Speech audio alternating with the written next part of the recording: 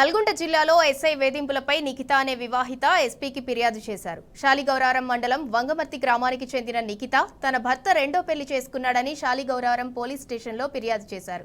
Case విచారణ చేపట్టిన SI Praveen మాటలు చేష్టలతో వేధిస్తున్నాడని నిఖిత ఆరోపించారు. గ్రామంలోనూ తనపై చెడుగా ప్రచారం చేస్తున్నారని ఆవేదన వ్యక్తం చేశారు. ఎస్ఐ వేధింపుల నుంచి కాపాడాలని, రెండో పెళ్లి చేసుకున్న భర్తపై చర్యలు తీసుకోవాలని కోరుతూ ఆమె ఎస్పీని కలిశారు.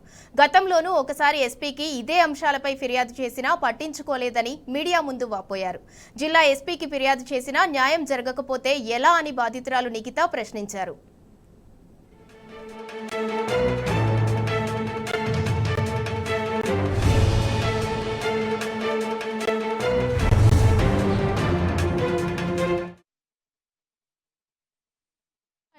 మీ ఊరికి వస్తా స్టేషన్కి వచ్చి ఎంక్వైరీ చేస్తా అన్నారు.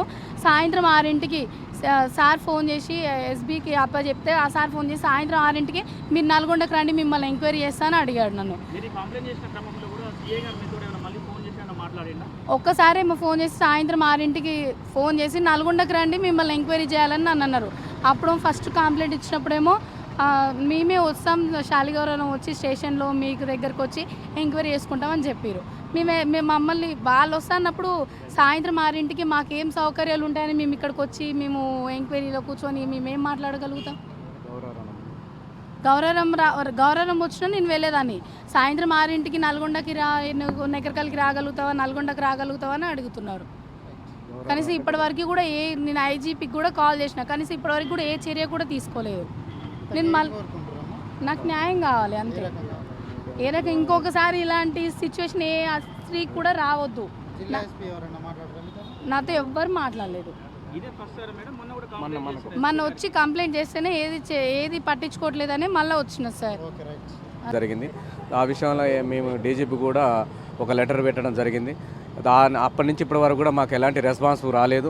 ఎంక్వైరీ కొరకని ఒకసారి ఫోన్ చేస్తే మాకు ఏ వెహికల్ ఉంది, ప్రాణభయం ఉంది, మేమే రమ్మని చెప్పినాం. అయినా కానీ వాళ్ళు ఇంతవరకు రాలే.